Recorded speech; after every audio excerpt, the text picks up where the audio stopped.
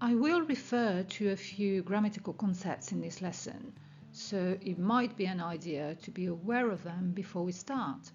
And these concepts are the present tense, but fortunately I've got lessons I've designed on the subject.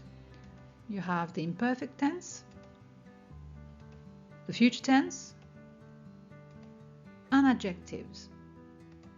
It's not essential that you watch the videos, but if you are stuck or if I mention something that you're not sure about, just be aware that videos explaining everything are there and available for you. First, let's be clear about what a present participle is in English. It is in fact a word derived from a verb, and it is used as an adjective or to form a continuous verb tense. In English, it is formed by adding ing to the base of a verb. For example, the verb to shock, if I want to turn it in an adjective, I'm going to say shocking by simply adding ing. If I use the present continuous, I am eating an apple, what I've done is add ing to the verb eat. And if I'm using the past continuous, I do exactly the same. He was writing a letter. Note that the E disappears, but it's exactly the same principle.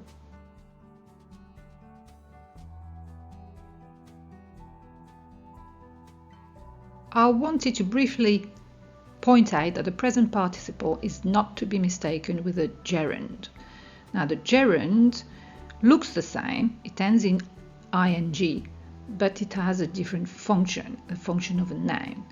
Now, I'm not going to mention or work with a gerund today. That could be another lesson, but all you have to remember is that it is different because the present participle and a gerund will be translated differently in French.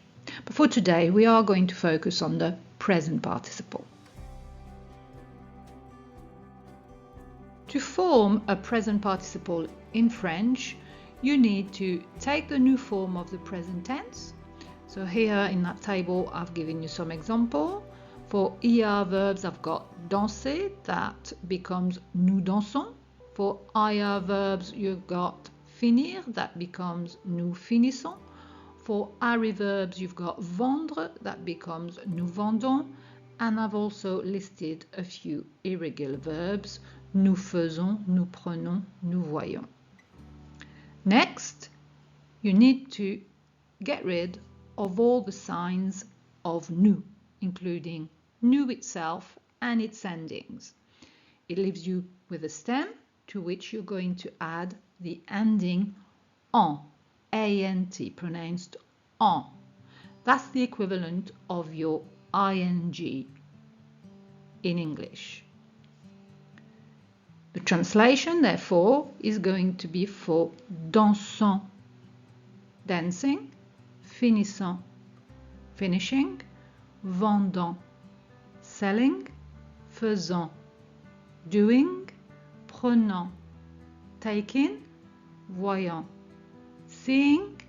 But there are three exceptions, and these are être becomes étant, avoir becomes ayant, and savoir becomes sachant.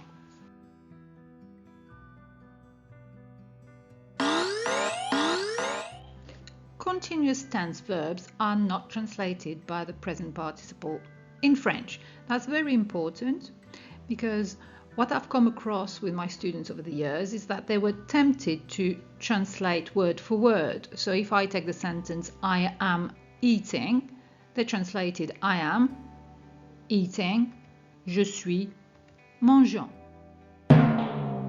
Well, it's wrong.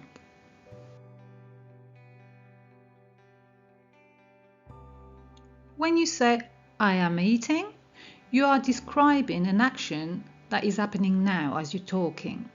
For that, in English, you use the present continuous.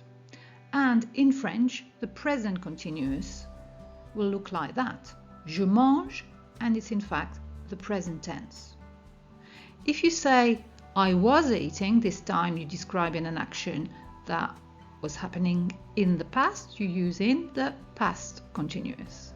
And in French, we use je mangeais, which is the imperfect.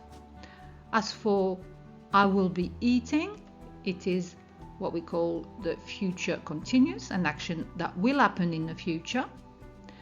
And in French, we use the simple future, je mangerai.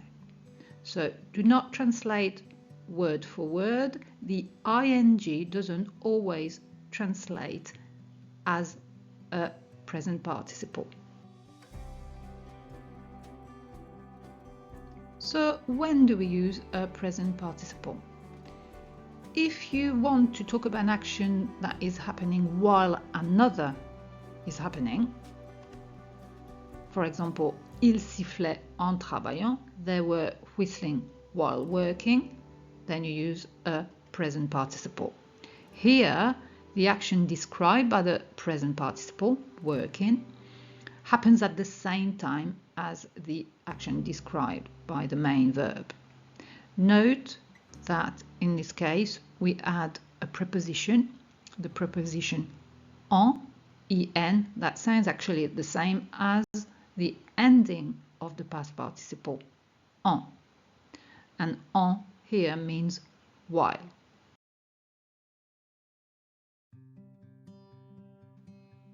You can sometimes omit the preposition en, for example, il ronflait dormant profondément. I could have said il ronflait en dormant profondément, but I can leave it out. But it still implies while. He was snoring while sleeping deeply. He was snoring, sleeping deeply. There's no preposition, but we know that both actions happen at the same time. Another use is the idea of upon. Example, il a ri en entendant la blague. He laughed upon hearing the joke.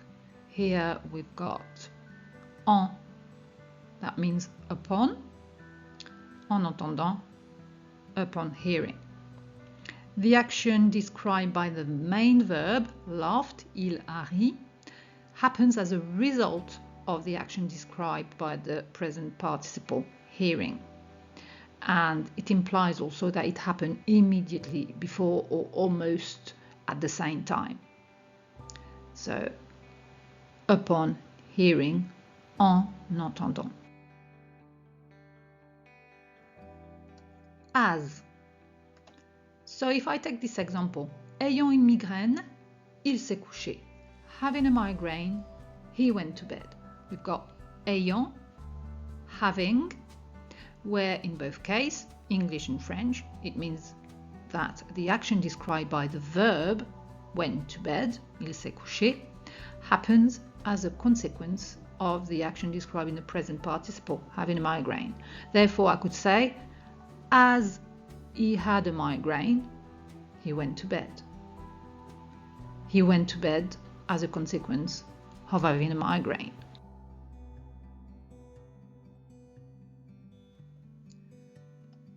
By plus ing. Now this is a very common use of the present participle.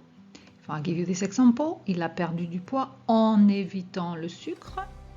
He lost weight by avoiding sugar. This time the preposition en means by. And you see that the action described by the main verb, lost weight, happens because of the action described by the present participle, avoiding. Because he avoided sugar, he lost weight. By doing something, I do something else. That's the idea. Who or that.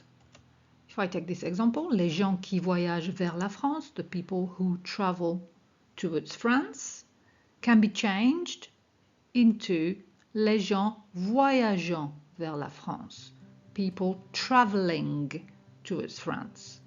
And in this example, the present participle, traveling, describes the main action that's actually happening as we speak.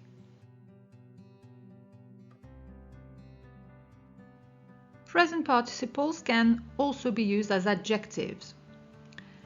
If I take this verb, amuser, regular ER verb, that means to amuse, I can use this verb to form a present participle. C'est un livre amusant. It is an amusing book. Here, the present participle describes the nature of the noun book, and therefore it's an adjective, and it works like an adjective, which means that it's going to agree in number and gender. So for a masculine word, we've got amusant with nothing added. With a feminine, une histoire amusante with an extra E. If it's plural, we need to add a silent S, des livres amusants, but it is feminine. We have des histoires amusantes with E and S, exactly as any other adjective. Let's practice. You need to replace the infinitive verb with the correct present participle. It needs to match the English translation. So let's do this together. Let's have a look at number 1. Being ill, I didn't do my homework. Now we've got the idea of as I was ill, being ill. Remember that être is irregular, its present participle is irregular, and we are going to have étant. Étant malade, je n'ai pas fait mes devoirs. Number 2, we've got the verb fasciner. The translation is it's a fascinating story. Now, fascinating is an adjective. Therefore, we're going to have c'est une histoire fascinante, remembering to add an extra E because it's feminine. Number 3, we've got people throwing rubbish on the floor annoy me. I could replace people throwing rubbish by people who throw rubbish on the floor. So that's that idea of who or that. The present participle is jetant. Les gens jetant des déchets par terre m'agacent. Elle est tombée, and then we've got au travail. She fell while going to work.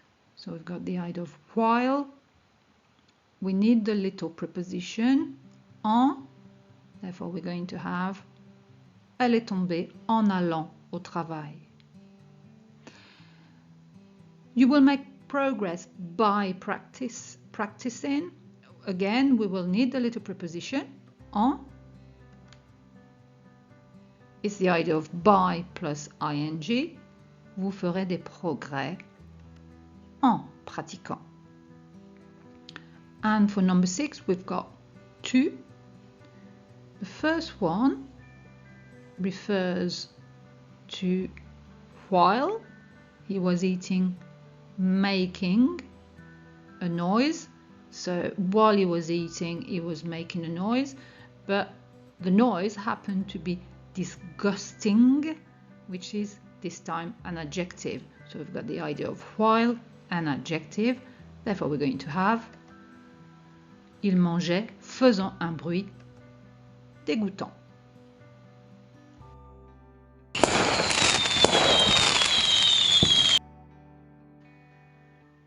I have used phonics in this lesson, so if you want to find out a bit more, you can watch this lesson and download the summary sheet from my website.